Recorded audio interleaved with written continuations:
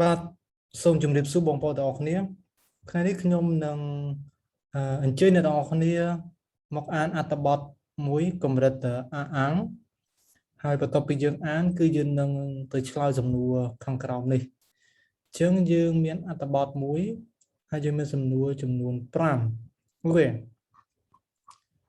នៅក្នុងភាសាបារាំងផ្នែកនេះគេហៅថា compréhension écrite មានថាសមត្ថភាពអានយើងអានយើងឆ្លើយសំណួរដូច្នេះសូមបងប្អូនទាំងអស់គ្នាអានជាមួយខ្ញុំហើយយើងនឹងសាកល្បងឆ្លើយសំណួរជាមួយគ្នាអូខេចំណងជើងគឺគេសរសេរថា Je m'appelle Jessica Je m'appelle Jessica je suis une fille je suis française et j'ai 13 ans je vais à l'école à Nice mais j'habite à Cagnes-sur-Mer. J'ai deux frères. Le premier s'appelle Thomas. Il a 14 ans. Le second s'appelle Diane et il a 9 ans. Mon papa est italien et il est fleuriste. Ma mère est allemande et est avocate. Mes frères et moi parlons français, italien et allemand à la maison. Nous avons une grande maison avec un chien, un poisson et des chats. Aujourd'hui, on est samedi, nous rendons visite à notre grand-mère. Elle a 84 ans et elle habite à Antibes. J'adore ma grand-mère. Elle est très gentille. Elle fait de bons gâteaux. Lundi, je retourne à l'école. Je suis contente. Je vais voir Amélie. C'est ma meilleure amie. J'aime beaucoup l'école. Mes matières préférées sont le français et le sport. J'aime beaucoup lire et je nage très bien. អូខេឥឡូវយើងអានរួចហើយយើងសាកទៅឆ្លើយសំណួរម្ដងសំណួរយើងមាន5សំណួរសំណួរទី1សូមអ្នកទាំងអស់នេះពិនិត្យមើល Question de compréhension quel âge a Jessica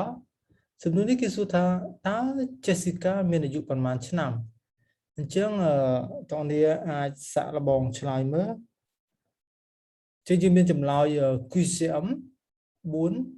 12 ans, 13 ans, 16 ans, 9 ans. Ok. ចឹងយើងត្រឡប់ទៅមើលអត្ថបទមើលអត្ថបទយើងគេដាក់ថាគាត់នឹងអាយុប្រហែលអូខេសូមមើលកន្លែងនេះ Z 13 ans អញ្ចឹងJessica គឺគាត់អាយុ13ឆ្នាំណា13 ans ចឹងតោះនេះអាចយកចម្លើយមួយនេះទៅអូខេ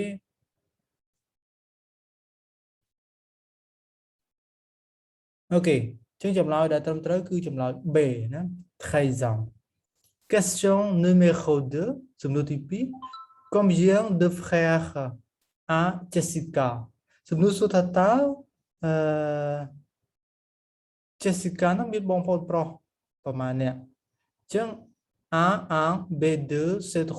D4 យើងមើលថាតើគាត់មានបងប្អូនប្រុសប្រមាណអ្នកយើងមើលអត្ថបទឡើងវិញអញ្ចឹងកន្លែងនេះគាត់ដាក់ថាម៉េច J'ai deux frères អញ្ចឹង Jessica គឺមានបងប្អូនប្រុស2នាក់អញ្ចឹងចម្លើយគឺចម្លើយ B អូខេ Voilà ensuite បន្តមកទៀតអូខេខ្ញុំដាក់អានេះបន្តិចដើម្បីឲ្យវាដិតធំបន្តិច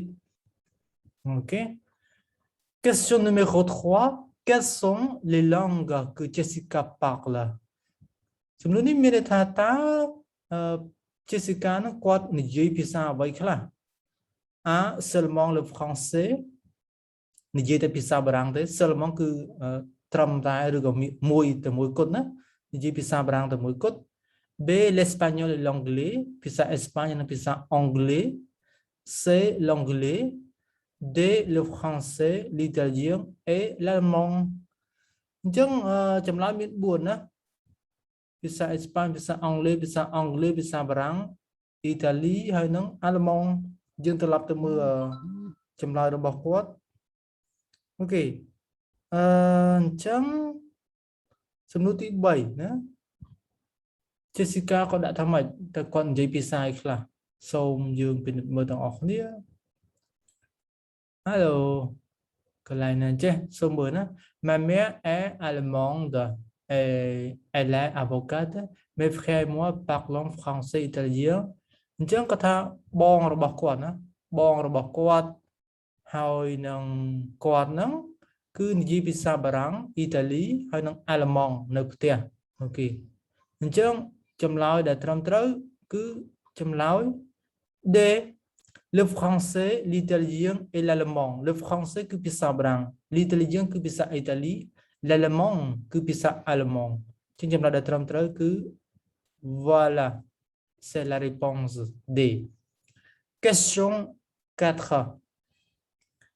Qu'est-ce que Jessica et sa famille ont l'intention d'aller aujourd'hui ចឹងគេសំណួរនេះមានន័យថាតើ Jessica ហើយនឹងគ្រួសាររបស់នាងណារបស់គាត់ហ្នឹងមានបំណងណា intention មានថាចង់ធ្វើអ្វីមួយចង់ទៅណានៅថ្ងៃនេះ A à la plage នៅឆ្នេរសមុទ្រ B le cinéma នៅឯរោងភាពយន្ត C rendre visite à la grand-mère ទៅលេងជីដូនរបស់គាត់ D à l'école អញ្ចឹងចម្លើយគឺមាន4តើនៅក្នុងអត្ថបទគេបញ្ជាក់ថាគាត់ចង់ទៅណាសូមពិនិត្យមើលអូខេអញ្ចឹងនេះណា aujourd'hui on est samedi nous rendons visite à notre grand-mère អញ្ចឹងថ្ងៃនេះគឺគាត់ចង់ទៅលេងផ្ទះទៅលេងជីដូនរបស់គាត់ដែលជីដូនរបស់គាត់ហ្នឹងអាយុ84ឆ្នាំហើយគាត់រស់នៅអង្គទីបហើយជីដូនរបស់គាត់ហ្នឹងគឺបកកែធ្វើនំណាអូខេអញ្ចឹងចម្លើយដែលត្រឹមត្រូវគឺ rendre visite à leur grand-mère អូខេចម្លើយដែលត្រឹមត្រូវគឺចម្លើយ C បន្តទៀត question 5 Quelle est la matière préférée de Jessica à l'école គេសំណួរនេះគេសួរថាតើមុខវិជ្ជាអ្វីដែល Jessica នឹងចូលចិត្តនៅឯសាលា A l'allemand ភាសាអាល្លឺម៉ង់ B les maths គណិតវិទ្យា C la science វិទ្យាសាស្ត្រ D le sport et le français ជាយើងមើលថាតើ Jessica ក៏ចូលចិត្តអីគេ Mes matières préférées sont le français et le sport ចឹងភាសាបារាំងហើយនឹងកីឡាចម្លើយដែលត្រឹមត្រូវគឺជាចម្លើយ D អូខេឥឡូវនេះគឺតោះនេះបានឃើញចម្លើយអស់ហើយយើងត្រឡប់ទៅមើលអត្ថបទឡើងវិញហើយខ្ញុំនឹងសាក់លបងប្រែសម្រួលជូនអ្នកនរគ្នាណាអូខេ Je m'appelle Jessica ខ្ញុំឈ្មោះ Jessica Je m'appelle Jessica ខ្ញុំឈ្មោះ Jessica Je suis une fille ខ្ញុំជាកូនស្រីកូនស្រីម្នាក់កូនស្រីមួយរូប Je suis française ខ្ញុំជាជនជាតិបារាំង Et j'ai 13 ans ហើយខ្ញុំមានអាយុ13ឆ្នាំ Je vais à l'école à Nice ខ្ញុំទៅសាលានៅឯទីក្រុង Nice Mais j'habite à Cagnes sur Mer ប៉ុន្តែខ្ញុំរស់នៅណាផ្ទះរបស់ខ្ញុំឬខ្ញុំរស់នៅហ្នឹងគឺទីក្រុង Cagnes sur Mer J'ai deux frères ខ្ញុំមានបងប្អូនប្រុស2នាក់ Le premier s'appelle Thomas ទី1ហ្នឹងគឺឈ្មោះ Thomas il a 14 ans អូខេហើយចឹង Thomas ហ្នឹងគាត់មានអាយុ14ឆ្នាំ Le second s'appelle Jeanne ហើយចំណែកបងទី2វិញប្អូនទី2វិញគឺគាត់ឈ្មោះ Jeanne il a 9 ans មានអាយុ9ឆ្នាំ Mon papa est italien ឪពុករបស់គាត់គឺជាជនជាតិអ៊ីតាលី et il est fleuriste ហើយគាត់ជាអ្នកលក់ផ្កា Ma mère est allemande ម្ដាយរបស់គាត់គឺជាជនជាតិអាល្លឺម៉ង់ et est avocate ហើយគាត់ជាមេធាវី Mes frères et moi parlons français, italien et allemand à la maison បងប្អូនប្រុសរបស់ខ្ញុំហើយនៅខ្ញុំនិយាយភាសាបារាំងអ៊ីតាលីនិងអាល្លឺម៉ង់នៅឯផ្ទះ Nous avons une grande maison avec un chien, un poisson et deux chats ហើយពួកយើងនឹងមានផ្ទះធំមួយជាមួយនឹងឆ្កែមួយក្បាលត្រីមួយក្បាលហើយនឹងឆ្មា2ក្បាល Aujourd'hui on est samedi, nous rendons visite à notre grand-mère នៅថ្ងៃនេះគឺជាថ្ងៃសៅរ៍ហើយពួកយើងនឹងទៅសួរសុខទុក្ខជីដូនរបស់ពួកយើង Elle a 84 ans et elle habite à Antibes ជីដូនរបស់គាត់នឹងមានអាយុ84ឆ្នាំហើយជីដូននឹងគាត់រស់នៅទីក្រុងអង់ទីប J'adore ma grand-mère ខ្ញុំស្រឡាញ់ជីដូនរបស់ខ្ញុំណាស់ Elle est très gentille គាត់ចិត្តល្អ Elle est très gentille Elle fait des bons gâteaux ហើយគាត់នឹងបកកែធ្វើម្ហូបធ្វើនំណានំរបស់គាត់នឹងគឺឆ្ងាញ់ Lundi je retourne à l'école ថ្ងៃច័ន្ទគឺខ្ញុំត្រឡប់ទៅសាលាវិញហើយ Je suis contente ខ្ញុំរីករាយ Je vais voir Emily ខ្ញុំនឹងទៅជួប Emily c'est ma meilleure amie ហើយ Emily នេះគឺជាមិត្តភក្តិល្អរបស់ខ្ញុំ J'aime beaucoup l'école ខ្ញុំស្រឡាញ់សាលារៀនណា Mes matières préférées sont le français et le sport មុខវិជ្ជាដែលខ្ញុំចូលចិត្តគឺភាសាបារាំងហើយនិងកីឡា J'aime beaucoup lire et je nage très bien ខ្ញុំចូលចិត្តអានហើយខ្ញុំបកកែហែលទឹក